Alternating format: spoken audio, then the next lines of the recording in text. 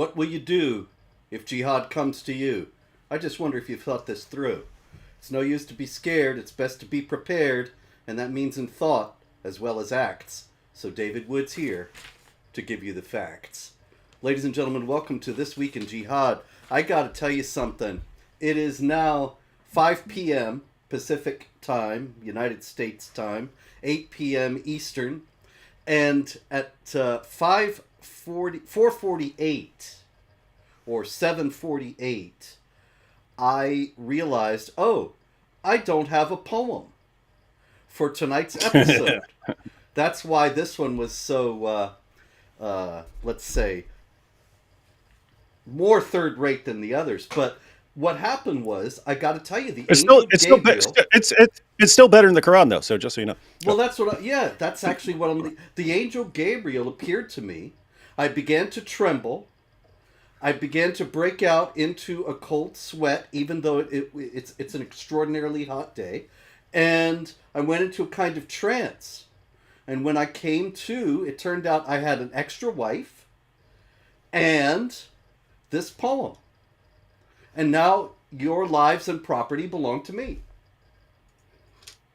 So I think that at this point, really, we understand the origins of Islam. Anyway, that's the traditional story. We'll get the Yeah. rest of Well, the story in October. Yes, Muslims can't argue with that airtight logic. We'll just say that. that's right. It's c- produce a poem like it. You can't do it. It cannot be Yeah. done. Yeah. And Anyway, we just want to clarify. We just got to clarify again, ladies and gentlemen. Robert has declared that he got that from the angel Gabriel. mhm. And the only way anyone can prove him wrong or disagree with him is to make something like it. And to top the cherry on the ice cream sundae is that I will be the judge of the contest. That's right. That's how it And works. so send in your submissions, but it's going to be tough. You're going to have to surpass the greatest poetry in the history of the world that has ever been conceived by the mind of man. Anyway, Hey, yes, hey, Robert. Oh, just yes, wanted Dave. you to know because so Mohammed Hijab posted his new basically case for why Islam is true and how we can know that Islam is true. And I was legitimately interested in it because, as Mhm. you know, their top arguments from the past several decades, they all now acknowledge were based on deception. The argument from perfect preservation, the argument from scientific miracles. We said for years this is all complete nonsense, but now they agree that it's complete nonsense and they don't use those anymore. So you could still find people in like comment sections and so on who use them, but the Dawa guys, they've abandoned them and they've acknowledged that they've been completely debunked and they were based on deception. Um, the what's So I was actually really interested. What the heck is Muhammad Hijab possibly going to say Yeah, in defense of Islam? And what's interesting is they circled back. He circled back to arguments from like 20, 25 years ago that they abandoned back then because they'd been destroyed. So it's like Dawa is cyclical. You know what I mean? yes. It's a series of cyclical. It's just going to be they're. He went back to Muhammad's character as an argument. So, The oh, moral really? argument. I used to call that Wow. the moral argument, and people don't realize that's why we started blasting away with Muhammad and Aisha and all these other things, was because they were using Muhammad's character as an argument for Islam. But go along the lines of what you were just pointing out. He actually went back to the inimitability argument that the Quran is so great, and he says, and this is a falsifiability test that no one has ever been able to meet. So this is the proof. He started going, this is ironclad. It's ironclad, and we're like, are you serious? All the arguments that we completely destroyed years ago, and they stopped using. Then they came up with new arguments. Then we destroyed those. Now they acknowledge that these arguments have been destroyed. Now they go back to the arguments of the previous generation. It's insane, man. That was crazy. Oh, yeah. That's wild. He actually said that it's inimitable. I Yep. mean, that's the Yep. most ridiculous argument, as you yourself have pointed out on this award winning program many times. That is the most ridiculous argument imaginable because it's impermeable. There is no objective criterion that on which the judgment is based. The judges are all biased. That's what I was making fun of. I didn't realize That's right. anybody actually took that seriously. at That's this what's point. crazy. I mean, we make fun of it constantly, and we constantly point out the absurdity of it. Because if you leave it to a non-Muslim to say, "Has this challenge been met?" they're going to say, "Yes, any 5-year-old could meet that challenge." But the Dawa guys at the end say, "No, no, no. We've examined this, and we are the unbiased we are the unbiased judges of this contest.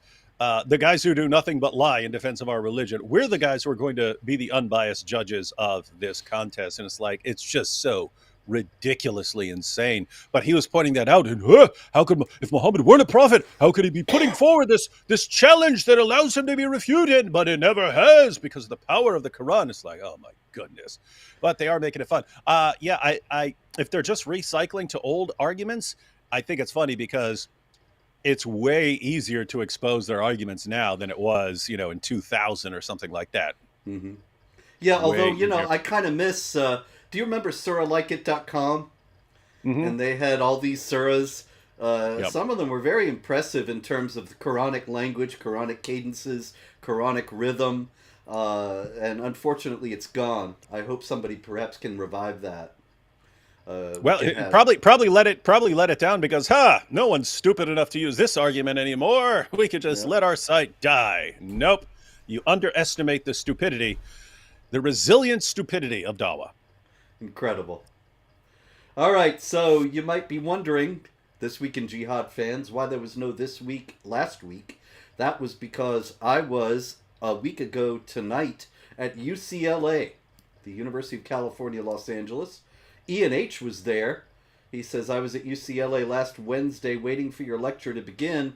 Once I got there, I learned it was canceled. Indeed, I was on the scene. I was ready to go. It's interesting to note there's been a lot of disinformation about this, even from the university, but it was approved by the university. I went to the campus, and then we were told that the room would be locked and we would not be allowed to be there, and the event was canceled after all. No reason was given, no explanation, but obviously the UCLA administrators were afraid that the pro Hamas forces would riot. There were a lot of them. What happened was they ultimately let me and some of the people from Young America's Foundation into the room, along with the Young America's Foundation chapter, which was about 10 or 15 young people from UCLA, very courageous young people. And so we're in the room, and they're marching by right outside the window with their, free Palestine and all that. And I made a few videos and chatted with the kids and left. And then the UCLA administrators actually said the event went on as planned. But they succeeded in their objective, which was to make sure that nobody would be allowed into the room who might actually get challenged by ideas that he or she had not previously heard. And this is this is kind of bigger than that one specific example because this sort of thing happens all the time, but it's massively discouraging for people who want to set up events that might challenge some idea. You say, "Oh, we're gonna have this event. We're gonna argue with the university, go back and forth until they finally give us permission. Hey, you're letting all these Hamas supporters basically control the campus. Can Mm-hmm. anyone say anything in response?" Finally, they'll say, "Okay, finally, you can have an event to challenge some of the ideas presented." And then on the day of the event, they make sure no one can actually show up to it. And so it's that particular event. But I mean, think about how difficult it becomes to even think about setting up events in the future Mm-hmm. for that group, right? Well, It's like, that's wait the a minute, idea. yeah, They're yeah, we can fascists. we can They yeah, want we to could put shut all down all this. We dissent. could put all this energy into it. We can people can arrange their schedules. We can put the word out. We can have people showing up to fill the place up. But nope, they'll just shut it down at the last second, and then all that time and energy wasted. And it's a message for the future. Yeah, we can kind of do what we want. So it's better just not to even try. It's better not to try because they'll shut you down Mm-hmm. at the last second after you. So I mean, it it's actually better if they just say, no, we're only allowing one side of any issue to be presented, so don't even plan it. That would be one thing. It's worse to actually let people go through all the planning stages and then just shut the door in your face when right when it's there. Yeah, I'm really not sure why that happened, David. You know, why they didn't just put the kibosh on it right away. Because YAF is going to sue them, and so it's not like they Good. escaped that. Good. Uh, they prevented the event, which is what they wanted to do clearly from the beginning. You know, another interesting thing about it was they the David Horowitz Freedom Center sent security. The YAF people had security. There were campus police, and so I was going to go to campus, and they said, "Do not go to the campus. We will meet you at another location." These the security people, and bring you to the campus. So they did that. When we got to the campus, there were all these cops. I felt like Joe Biden. Not maybe not quite as scatterbrained, but I cops everywhere. They say stay in the car, you know, and they make sure that everything's clear. And then I got out of the car, and they hustle me into all these back passageways and storerooms and places with all these boxes stacked up and stuff. And we're going through all these hallways, cops everywhere. Every now and then I would see a student, and I'm surrounded by cops everywhere. And the thing about that was that all this security indicates that they knew that the Hamas supporters were going to be violent. And of course, you know, I wasn't born yesterday. I know that if I had just shown up on campus, I would certainly have been assaulted at least. Mm-hmm. And what is that? That doesn't seem to tell them anything. They still pander to these people. Yeah, and that's the funny thing. Everyone knows, right? I mean, everyone who has anything to do with airport security knows what that's all about. It's all about this religion of peace that we keep saying is incredibly peaceful, but everyone knows that's absolute nonsense. But I mean, again, think about that. It's so you're a group, the YAF, they're a group. They want to set something up. Plane tickets are arranged. Security's arranged. Security ain't cheap. Security ain't cheap. Um, and then they just we'll close the door at the last second. Yep. It's pretty rough. I Pretty mean, rough. they had to pay Pretty all those discouraging. cops. You know, they actually could have given all those cops the night off Hmm. and not given me the total Secret Service treatment and saved a lot of money. They got it. They had to save you from corn pop. That's right. You Yeah, don't know corn pop. he was Corn there. pop's he was a bad dude. Yes, exactly. Anyway, Yeah, I'm glad the YF is suing, and that's at the end of the day, that's the only thing they'll listen to. yes. That's the only thing that the universities listen to. It was like back in the day when Pamela Geller was in New York putting those signs up and so on, and they would say no, no, no, no, no, until you sued the crap out of them. And they say, okay, yeah, because Yep.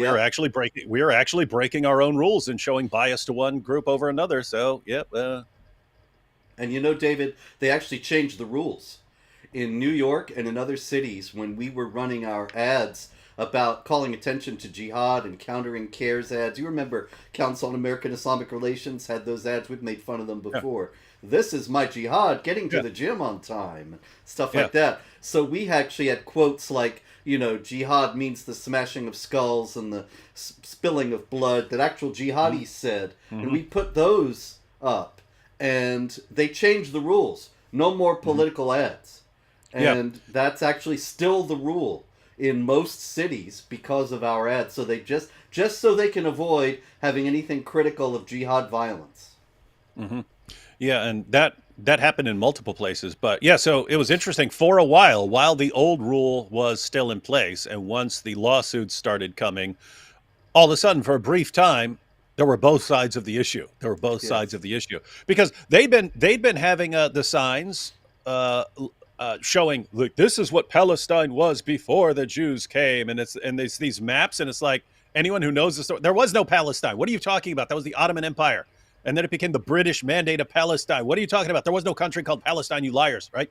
But if you responded to it at all or wanted to put something up that just said that just gave a different perspective. No, yours is blocked, but we'll allow this one. And then it gets pointed out, well, no, you have to have both. And then for a brief time, there's both. And then they actually say, well, if it means we have to allow both sides to speak, then we'd rather not let anyone speak at all. And it's like Hmm. that kind of tells you something. It kind of tells you something about the entire system. We would rather shut down all speech than allow people to hear both sides of any issue, and that's pretty insane. But it's the exact same thing on college campuses right now. Oh yeah, and you know, David, the billboard thing and bus ads and train ads and things like that. That's all still rigged because the Islamic Circle of North America puts dawa on buses and trains and billboards, and it's just religious, and that's okay. But if we counter it, then that's not religious. That's political, and so it's Yeah. not allowed. But you know, it's an interesting thing when all that was going on. There was another group. This was not our ad. I don't actually even remember who put up this ad, but do you remember the ad? And it said stuff like, he married a 6-year-old girl. He, what else? He was a warlord who ordered the assassination of his enemies. Yeah. And all these bullet points about Muhammad, but it never said Muhammad. Never Never, said Islam. never said his name. It's just describing some horrible person. And the billboards were up, and suddenly CARE is saying this is Islamophobic.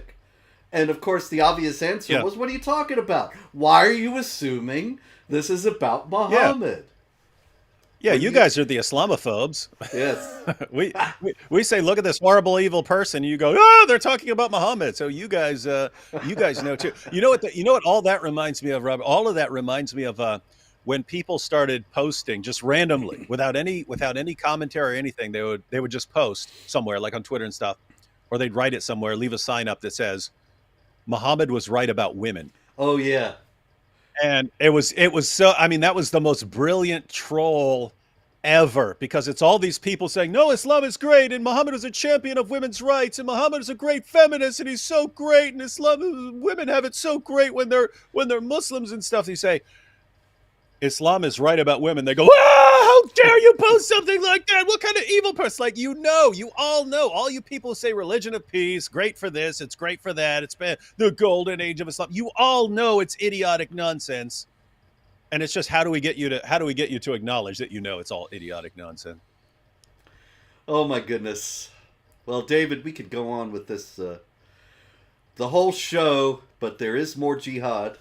Uh, Actually, you know, speaking of moral equivalence, because they were saying that, you know, you could run both sides for a brief period, but really they only allow one side. And we've had this massive example of moral equivalence this week with the International Criminal Court calling for, or requesting actually, the arrest. And I just saw now that Germany actually says, yeah, we'll arrest Netanyahu for you. So that's interesting. The Germans, they're good at arresting Jews. They've done it a lot. And so Yeah, they they're going like to that. do it again, apparently. The International Criminal Court, in case anybody doesn't know, has called for the arrest for war crimes of Benjamin Netanyahu, the Prime Minister of Israel, Yoav Gallant, the Defense Minister, as well as 3 Hamas top dogs, Ismail Haniyeh, Yahya Sinwar, and what was it Mashal was the other one? I think so. Anyway, 3 Hamas I don't know. leaders. Two of those guys are currently hiding in tunnels. Yes. So what's wrong with the Yep. moral equivalence in that case, David? They're being admirably even-handed, aren't they? Well, yeah, and that's all well planned, right? So they're, hey, see, we're not just going after Netanyahu. We're going after Hamas too. See, we're being equal here. We're being unbiased, but you're lumping Netanyahu together with actual terrorists who attacked him and slaughtered and raped and took a bunch of hostages, and then of course he went to get back the hostages and hunt down the people who killed all his people. And they're saying, see, we're treating them all as equals. Yeah, they're not equals. Those guys aren't equals. Even if you don't like anything Israel has done, they're not in the same ballpark with Hamas. So that's just that's Israeli just Prime insane. Minister, former Israeli Prime Minister Naftali Bennett, I think, put it best that it would be like toward the end of World War II, issuing arrest warrants for Hitler and Harry Truman, and acting as because if they're... they both killed lots of people, Robert. So it's the same thing. There you go. What's the diff? It's right there in front of your face. You see? We have to. I just have to bring up again with the comment about with the Germany, the Yes. Germans. You recall. It's been pointed out numerous times. But I want everyone to be aware of this. You remember Hitler moaning and wailing about having Christianity as the dominant religion, and him moaning and wailing and saying, why couldn't we have had Islam, which encourages conquering and fighting and bloodshed and so on. See, he viewed the Arabs as an inferior race. He viewed his own race as the superior race, but he viewed Christianity as a defective religion because it doesn't encourage conquering the world.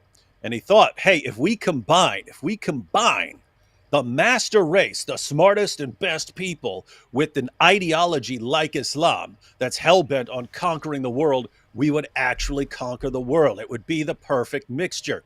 And here we are, all these years later, and German leaders are making Hitler's greatest dream come true. They're They're Islamizing doing it. Germany. You've seen the articles about German kids now converting to Islam just to Mhm. avoid being harassed and bullied by the Muslim students and so on. So now you're actually getting the native German children converting to Islam. Hitler would be absolutely elated at what's going on, and they're making it happen. He would do another one of those jigs, you know, his famous jig at the fall of France. It was actually a tape loop, a primitive 1940 tape loop, but looks like he's dancing a little jig. Anyway, we have here, where is she? Like I could miss her. Here's our friend Lizzo, Lizzo. and she's in the news. Wow. Let me get rid of this picture. This is terrible. She's in the news this week because, of course, she has come down heavily. Come down with the full weight of her moral Come on, authority.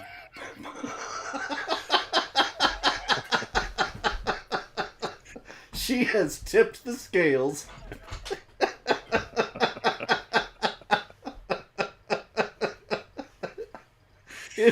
After spending so much time bouncing around, That's right. In favor of the Palestinians. She has said that the pro-Hamas demonstrators on campuses have inspired her, pulled her out of her deep, dark depression. She said, what these students have done and are doing is so deeply important. And she says, wait, of course, what students? What students? the students that are putting up the encampments and agitating for the Palestinians on college campuses. I'm confused. See, that's what I thought she meant. But what have any of those students done to actually help one person in Gaza? Can you think of anything? I can't think of anything they've done to help anything. In fact, I think they've constantly been making it worse because they're the ones who keep encouraging the Palestinians to fight a battle they cannot possibly win. They encourage it. If the rest of the world told the Palestinians, guys, they're way more powerful than you, stop freaking fighting and try to build up your area, then that would be one thing. But they don't. Oh, yes, we're with you on our college campus where we are totally safe and you're the ones who are going to get bombed. But keep going after those Jews. And so, as far as I can tell, the college students and the global protests and so on are the ones who keep the endless cycle of bloodshed going. And I have to say, the people of Gaza are the ones who are on the receiving end of the worst of that. Yes, you are correct, sir.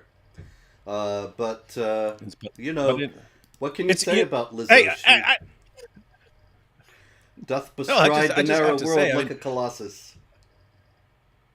I sit there and think, okay, what are these college students thinking they're doing? Are they dumb? Are they really this stupid to think, oh, we're out here sitting around singing songs and doing dances? We're making a difference when you're doing nothing except getting attention for a little while. That's it. That's all you're doing, and patting yourself on the back. But then Lizzo, wow, look at these guys. They're making a difference. That proves that there are people who are as stupid as the college protesters. That's amazing. It's true. It's true. In other words, it actually worked. They actually impressed someone. I thought the entire world was like, who are these idiots? Ha! But no, you actually have someone going, wow, wow, so powerful, man. Look at these kids. Well, the whole world is Great. changing, David. I got a story out of France here. And, we've had so many stories out of France here that are exactly like this story. Okay?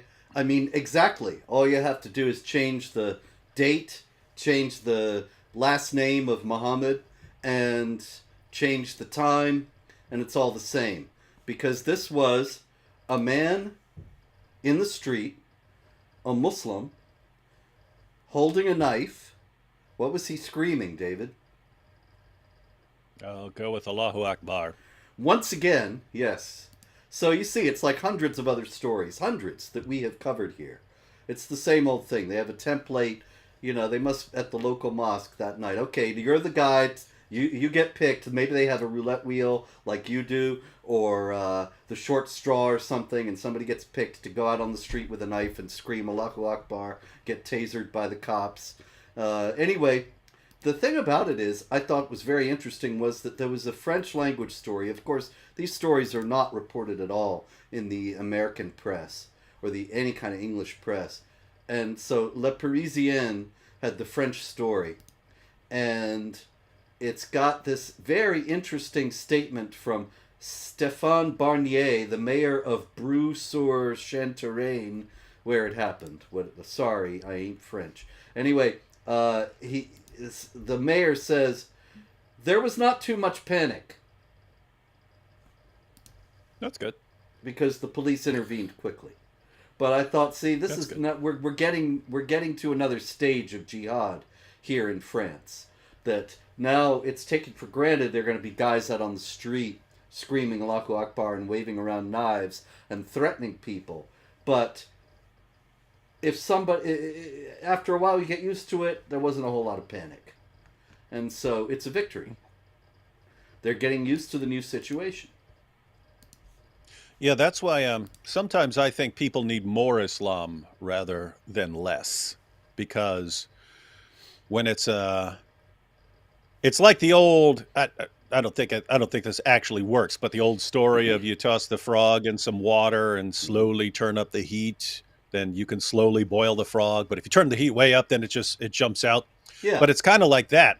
It's kind of like that. It's like they try to slow it down just enough for people to get used to it instead of shocking them. But yeah, it looks like various nations are getting used to yeah, Islam and getting used to having their kids bullied and getting used to all the sexual assaults and so on.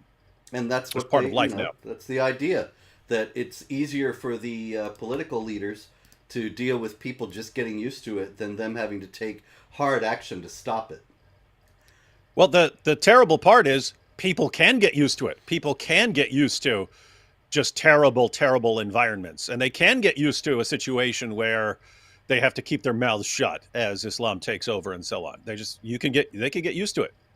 So that's the awful part. Then you've got the leaders, you've got the government officials who are basically saying, yes, our people are going to be oppressed and subjugated and so on, but small price to pay for Mhm. this beautiful thing, this beautiful dystopia we're building. Our multicultural mosaic, our Hmm. glorious, gorgeous mosaic. I remember way back in the early '90s when Dinkins was mayor, and I thought that I was living in New York, and I thought that the city had bottomed out.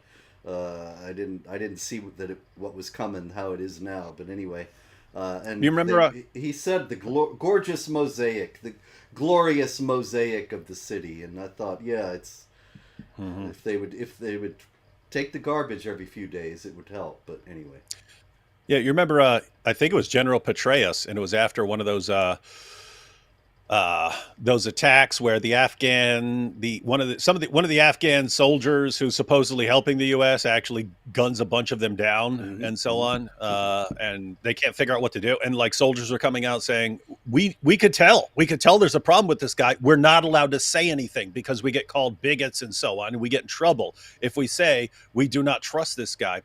And then I think it was General Petraeus comes out and he goes, yes, we lost a number of lives, but that's a small price to pay for our diversity or some crap like that. It's like, Yeah, what the heck? What the yeah. heck is wrong with you, man?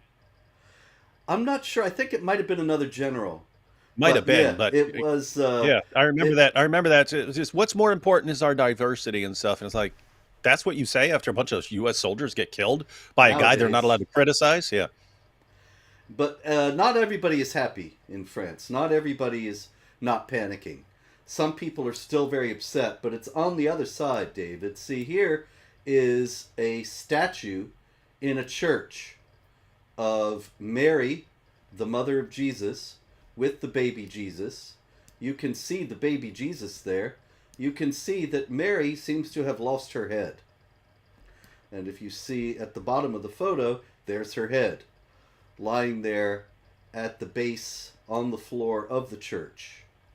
Now, somebody came in to this church, they beheaded the statue and set a fire in the church, St. Therese Church in Poitiers. Apparently, these people, whoever did this, has not reconciled to the idea of there being churches, there being statuary, uh, images of saints, and so on. And so, of course, we don't have any idea who did this. And it might just have been some nut, some leftist, some iconoclast, who knows? But could it possibly have been one of the new arrivals in France, David? Well, it would. It's a similar situation to when there's a terrorist attack. You don't have any news. In theory, it could be all kinds of people. There are all kinds of groups that wage terrorist attacks. But if you're just going with probabilities and background knowledge, you'd have to say follower of the religion of peace, because that's where it comes from most frequently. Yes. It's important to remember that the Quran, of course, very strongly rejects the divinity of Christ, and it in Islamic tradition, representational art is completely forbidden. And not only that, but ruins are something that the Quran likes. It says this: many were the ways of life that have passed away before you. Travel through the earth and see what was the end of those who rejected truth. That's chapter 3, verse 137. And that's a very interesting passage, because what Allah is saying there is go through the earth and see the ancient ruins, and it's a sign of the divine judgment. And so this is one of the reasons why there are so many jihadis who create ruins. You know, the ISIS people, they destroyed that the ancient Roman ruins that were in their domains. Trying to remember the name of them. I can't remember the name of them. Palmyra, and you The see Taliban. beheadings of statues. The Taliban blowing up the Buddhas. Yeah, I got a story about that, David, because do you know that the Taliban actually is selling tickets and charging admission to see where the Buddhas used to be? Oh, that's funny. It's kind of funny. I thought you were about to say they're charging admission to watch people get beheaded and so on. So, yeah, I'd have to say I'd rather them charge admission to go see the missing spaces of the Buddha. Yeah, there it is. There's one of the niches, and there's a guard there. This photo from a few years ago, so he's got the mask. But that's the niche where the giant Buddha statue was before the Taliban blew it up. And actually, there were Spanish tourists who were going. 3 Spanish tourists this past week were on their way to go see the empty space. I really don't understand the attraction here, but anyway, they were murdered by unknown gunmen. But why? Why do you think? Do you think jihadis would have any interest in killing people who were going to see statues that weren't no longer there? No, maybe they just wanted to kill some kuffar. Yeah, and also terrorize the populace the idea of tourism is jahiliya, really. It's the society of unbelievers, that even if they're just going to see the empty space, they are celebrating Afghanistan before Islam. But Afghanistan before Islam is jahiliya, worthless trash. And so it has to be, they have to be punished for that. Isn't the hypocrisy awesome? We destroyed your statue. We destroyed your ruins. We converted your church. We control the Temple Mount. We got all this stuff. Oh no, Hindus took down the Babri Masjid. Oh, entire world, will you sympathize with us? Yeah, oh yeah. Well, they know how to play the game. And the problem is there's so many people in the West who let them, who play along and say, "Oh yeah, oh it's terrible, oh," and there's all this. There was actually, where was it that Hindutva was condemned? Was it in Seattle a few months ago? It's just incredible that people take this seriously and they act like Muslims are at some terrible disadvantage and being discriminated against in India, when actually the jihadis are quite aggressive there. It's a different situation from the situation in Israel, but it's similar in that you have one group that wants to completely exterminate the other group and conquer them and take over all their stuff. And if you resist these jihadis, you're the bad guys. You're the bad guys for not wanting to be wiped out Yep. of your own place, of your own place. So here's one from India. This is Jivandeep Singh. And you see he's not in very good shape. He's been beat up pretty severely. And Jivandeep Singh is a Sikh. And he was attacked by a Muslim mob in Chhattisgarh in India. And they said to him, I thought it was very interesting, David. Let me get it here. They said to him, "Why you are Hindu? Why have you come here? No Hindus are allowed. This is mini Pakistan." And they surrounded his car, beat his head against the steering wheel, broke the glass, attacked him with knives, iron rods, and belts because he was in what they said was a Muslim area. We've never heard that before, Muslim area. Yes.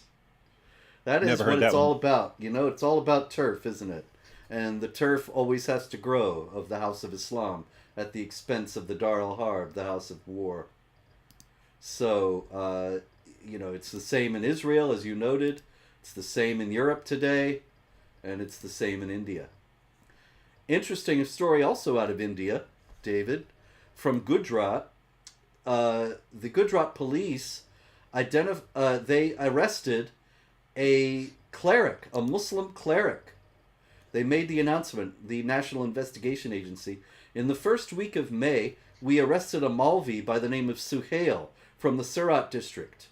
And he was apparently not very resolute or courageous, this Muslim cleric Suhail, because he ended up giving them the names of all of his accomplices. And they had this big plot to murder political leaders all over the country. But I thought, wait a minute, a Muslim cleric? Why, how could it be that somebody who's dedicated his life to understanding the religion of peace, how could he get involved in terrorism? That's never happened before, has it? No, I mean, it's always the people who misunderstand the religion who are the violent ones. And so those are the people who don't know anything. It's And who, incredible. yeah, those are the people who just get their information about Islam from you. And they hear, oh, Islam calls for violence. And therefore, since Robert Spencer says it, then we'll go out and be violent. That's But yeah, it. the idea that someone who actually studies Islam would think that it's violent is just that's weird. Inconceivable. Meanwhile, also in India, we had a terrible story, an honor killing. A man named Muhammad Shahid killed his 18-year-old daughter, Suhana, in this is a great word, Muzaffarnagar. In Muzaffarnagar, Uttar Pradesh. How do you think he killed her, David? What do you think? Where was the fatal blow? I do not know this story. I'll go with Nick. You are correct, sir. Man, I'm going to owe you Well, lots of money for all these right answers. But he hmm said, no one played any role in the murder. Only I did it. I repeatedly tried to make her understand that she should not, at least, violate the family's honor. I have kept a beard and requested her to maintain its respect, but she went out and got a boyfriend. I told her that you will get married one day, Allah willing. However, she didn't listen to me and talked to her boyfriend regularly on the phone for 3 days. I asked her to tell me if she had any problems, but to no avail, and therefore I killed her with a knife which I took from home. That's good parenting right there. I asked her to tell me if she had any problems, but she refused, so I killed her. Yeah, and you listen to this guy. No one helped me do it. I did it myself. All the glory and honor are for me. I did it by myself. It's like a guy on a battlefield who, like, took out a whole platoon of Germans. And he's going, I did it myself. I did it. It was me. And it's him That's killing his true. daughter, wanting But you know, all the honor. it reminds me of what you've said before about the rape gangs, and that the rape gangs are something that nobody's ashamed of within the purview of Islamic theology. And so you have uncles and cousins and relatives and everybody Fathers being, and sons, yeah. brothers. Yeah. And so this guy, he's not ashamed of killing his own daughter. He's proud of it. So he wants the He's proud of credit. that. He's proud of that. We're proud of that. Exactly. Yeah, we're going to see it in Britain too before too long. Already have, no doubt. All right, let's see. Interesting story out of Pakistan. In Pakistan, let's see. Saima Bibi was working serving tea to guests at her place of employ when her employer, let's see, where is Saima? I know I have a picture of her. There she is, poor lady. She's quite seriously injured, as you can see. And Saima Bibi was working, she was pouring tea for guests when her employer, Shahzad, nope, that's her father, I'm sorry. Muhammad Mustafa is her employer, drags her outside, pushes her toward an electric chaff cutter, tearing off her ear and cutting most of her scalp. And this was something that they took to police. Police were indifferent, even though blood was gushing from her head. The father says he tried to file a case against Muhammad Mustafa with the Nishadabad police station in Faisalabad, but the officers refused to accept it. Why would they do that? Is that the same area where if the officers go against the Muslim mob rips apart the police station and kills all them too? Is that one of Very those likely. places? Very likely. And if it's any consolation, Robert, looks like a lot of places in Europe are about to be like that. I was just swinging Where back to Europe. so we're familiar with not too long ago where you have these Pakistani rape gangs and they can groom, rape, gang rape, drug, pimp young British girls, and no one wants to lift a finger because they'll be called names, because they'll be called Islamophobes. So they're so scared. They were so scared of being called a name. They were so scared of being labeled an Islamophobe or a racist that they would gladly let little girls be raped and have their lives completely ruined forever. Just for the little girls are being sacrificed on the altar of this kind of tolerance. But in the future, it won't be, oh, we don't we just have to look the other way because if we say something, we're going to be called Islamophobes. It's going to be this is what's going on, and we have to look the other way, or a mob's going to show up and kill us all. Yep. That's the So next step. we totally have to keep our mouths shut as little girls are being raped. We are completely powerless against the mob here. So dark So, days ahead. Glad we're in the U.S. indeed. Better So them than us. that's Saima Bibi. in Pakistan. And so that's the fate of a young non-Muslim girl, Christian girl in Pakistan. She can't get justice. She's horribly disfigured and abused, and the police are indifferent. Meanwhile, parallel, sort of an opposite kind of case out of Austria. And in Austria, in Graz, Österreich. Österreich. Österreich, yeah, in Graz, in Jakominiplatz Square, a 14-year-old girl, Muslim girl, was planning to get a knife and a hatchet. And she said that what she wanted to do was go out into Jakominiplatz and kill as many infidels as possible. So on the one hand, you've got in Pakistan, you've got this poor girl who is brutalized by her employer and can't get anything, any redress of any kind. And then in Austria, you've got a 14-year-old Muslim girl living in relative comfort and ease, and nobody's bothering her at all, and she plots mass murder of infidels.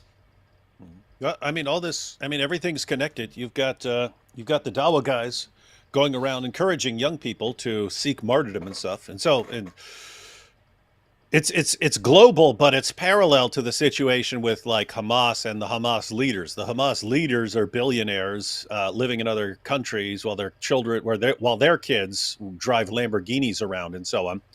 But it's similar with the Dawa guys. The Dawa guys are going around encouraging young people to seek martyrdom, saying that the Islamic concept of suicide attacks and so on gives them an advantage because they're willing to go further than other people who try to preserve life and so on. They're going around saying this while they're living large and having multiple wives and endless piles of donations and so on.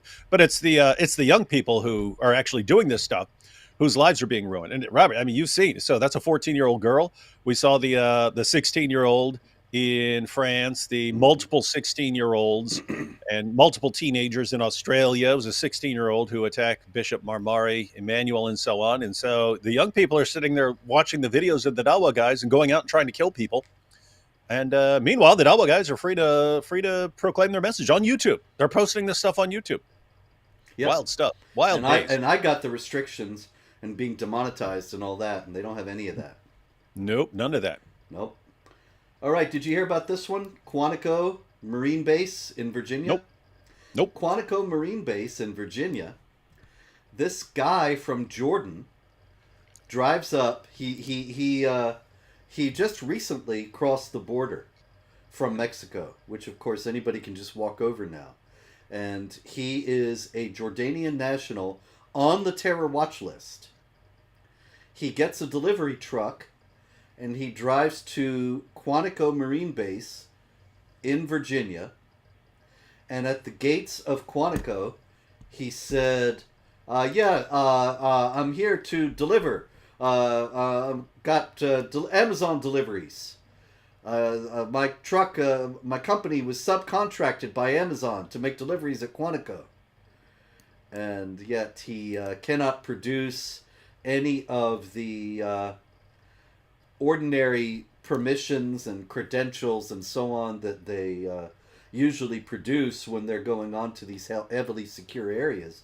And so he was asked to go to a holding area for vetting. And instead of driving his truck into the holding area for vetting, he just tried to drive on into the base. Whereupon they activated their vehicle denial barriers and stopped him. But you gotta wonder, David, this very zealous Amazon driver, alleged Amazon driver, is so intent on getting his packages delivered. It's kind of heartening, really, if you order from these places. He's just going to defy the security and get on. But anyway, he is a Jordanian national on the terror watch list. You just said a minute ago, it's a good thing we're in America, but how long is that going to last? Yeah, and if you think, what's this guy trying to do? He could be, of course, trying to scope out the place for plotting something else, or it could have just been, hey, if I get on here with a vehicle, I can slam that vehicle into some people. on the base, and it's just the bright side is that he could have gone after kindergartners or something like that, and he instead chose to try to get onto a military base and didn't work. It does seem to have been a dry run of some kind because, at least reportedly, there wasn't anything found in the truck. So maybe he was just testing the security and how easy it was to get onto the base, and then something else would follow. These guys are always working, and a lot of times people do not recognize that that is indeed the case. Another situation where I think people don't really realize what is exactly going on is the case of Muhammad Amin. This is Muhammad Amin, and Muhammad Amin is in Britain. He was just sentenced to 2 years and 10 months in prison because he was found guilty of exposing himself to Jewish women and girls in a heavily Jewish area of London. The victims were all Jewish. He wasn't interested apparently in exposing himself to any random woman, but only to Jewish women. And some of them were as young as 12 years old. Now, why do you think Oh, he would do such a so thing? so he's interested in older women compared to Muhammad, right? Exactly. Yes. He had also previously been found guilty of sexual assault on a child, although that child was between 13 and 15. So, why do you think he would target Jewish women for something like this? Why them? I don't know. I mean, they love Jews. Well, I think that personally, I think that it has to do with humiliation. That it's the idea is like the rape gangs. Part of the idea comes from the captives of the right hand and all the business about how you can use non-Muslim women who are the spoils of war sexually, but also the idea is to assert the superiority of Islam yet again and humiliate the women of the infidels. And so it's particularly the Jews in this case because, of course, right now we have this war going on. As someone who's been to prison, you get locked up and people, hey, what are you in here for? Oh, I robbed a store. What are you in here for? I shot someone. What are you in here for? I showed a Jewish girl my pee-pee. Now, Yes. see, here's the thing. In the U.S., that guy would get the crap beat out of him just for flashing at a girl, just for flashing himself at the girl. He'd get the crap beat out of him. Over there, he'll be a hero. Whoa, oh wow, what a beautiful new form of jihad. We show these Jewish girls our peepees. You see, Allah will be so proud. You're a true martyr. Ooh. Be a hero in prison over in the UK. Yes, that's correct, sir. A story out of Egypt, somewhat tangentially related. This is this is Martina Mamdou Wadi, who is a Christian girl in Egypt, and she disappeared. She disappeared from the Cairo University when she was supposed to be appearing she was supposed to be going to an exam at Cairo University, but I'm sorry, on her way home after the exam, she didn't show up. After a while, her father received in the mail a certificate of her conversion to Islam. And it turned out that a Muslim had abducted her and had taken her away to convert her to Islam and marry her. We see stories like this out of Pakistan in particular all the time. And what is the idea behind that? I should say before we get into that, Martina Mamdou Wadi was actually rescued. And so, as far as I know, she is safe at this time. But that's unusual for these kinds of situations. What's the idea here? Well, in Islam, you can take captives and so on and marry them, and Of course, there are forced conversions in Islam, and so this I only found. I mean, I knew this goes. This of course goes way back, but I only found out its connection to the tattoos um, when me and AP were in Israel, and the guy there. So it's a Coptic tattoo place in the old city of Jerusalem, and they've been doing tattoos for like 800 years. This one family, and so anyway, they were pointing out that people bring in their like 1 and 2 year olds and stuff like that to get tattoos, and we're confused by that. Like, what the heck? What you tattoo babies and toddlers and stuff like that? And I mentioned it online, and then some Coptic Christians said, no, this goes way back. Back in the day, in places like Egypt, a Muslim would just kidnap your kid and say, "What are you talking about? This is our kid, or this is our daughter, or this is our wife," and things like that. And then what could you do about it? So they started just tricking out their kids with crosses and Coptic tattoos, so that if there's ever a situation where you say, "No, that's my kid, that's not your kid," well, why is your Muslim kid decked out in cross tattoos? Could you please explain that? So it just became the tattoos all over became a way of protecting your kids from people who think, hey, these people are inferior. If I want to go take one of their kids to raise as my wife, then I can do that.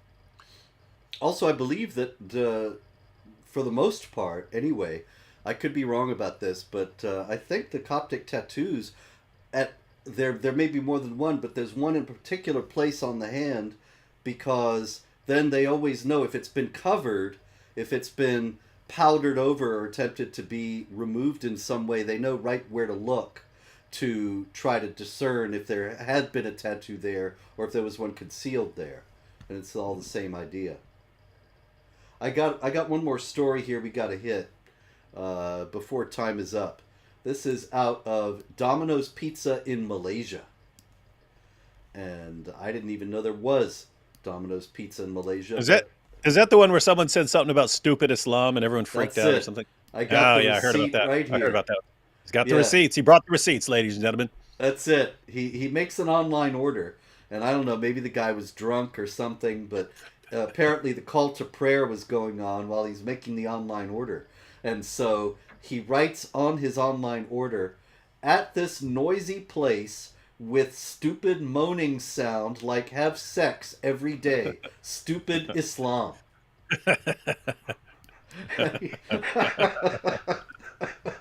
And he's ordering his pizza. So the Domino's Pizza in Malaysia went into full damage control mode. They lodged a police report and they issued a statement. We are deeply disappointed. A customer made a hurtful and disrespectful comment while placing their order. We are also disappointed one of our team members thought it was appropriate to share this online, including the customer's personal information, which might have been a death threat right there. But why would Domino's so readily fold and say, instead of just saying, "Oh, come on, get over it. It's a receipt." Why are they calling the police? What is the big deal? Well, you gotta show that you're outraged, or people burn your place to the ground. There you go. It's all about fear. Islam is an empire of fear from beginning to end. Hey, Yeah. oh, I have to say, I do like souvenirs from fun things like this. I don't really collect anything in life, but to that Domino's pizza and that receipt, I'll buy that receipt. I'll buy that receipt. Hey, Domino's, whoever has that receipt, $500 cash. Send that to me. $500 cash. I'm Probably, gonna frame it. my guess would be the Malaysian police have it. Yeah, But Malaysian police. Malaysian police. Pull that thing out of the folder. Contact me. Contact me. Say we have it. Here's a picture of it. We've got it. Send it to me. $500 cash. that's going to go a long way in Malaysia. That'll you buy a brand new Domino's. Buy a That's brand new it. Domino's restaurant in Malaysia. Yep. All right. Well, I think that's about all we've got time for. I was going to go into how all of Islamic morality is based on fear. It's worth noting here at the end that a big critique of Islam against the West is that Islam is moral and the West is depraved. And there's no doubt the West is crazy and getting crazier. But Islam's not really virtuous. It's just everybody's too afraid to get out of line because they'll get stoned or get their hands cut off or who knows what, beheaded, thrown from the top of a building, etc., etc. That's not really virtue, ladies and gentlemen. No, and that's a huge problem because if the way you act is all based on fear of outside consequences, then what happens if you remove those consequences? You get people who have no functioning moral compass. And so you take people from Pakistan where they have certain fears of certain punishments for certain things they might do, and you say, oh, let's take a bunch of these people over to the UK where they can rape little girls with impunity and no one's going to stop them. And whoa, and why are they all doing this? Yep. They had no internal virtue. They had never had a reason to develop virtue at all. And then let's unleash them on our daughters. And that's smart, what's happening. Smart, very smart. Still nobody gets it. But we are going to still keep bringing it, and so we will... Oh, no, I'm on the road again next week, but we'll be back sometime. There's unlikely to be no more jihad, so we'll be back as soon as we can, and until then, you know the story. Pray, hope, and don't worry.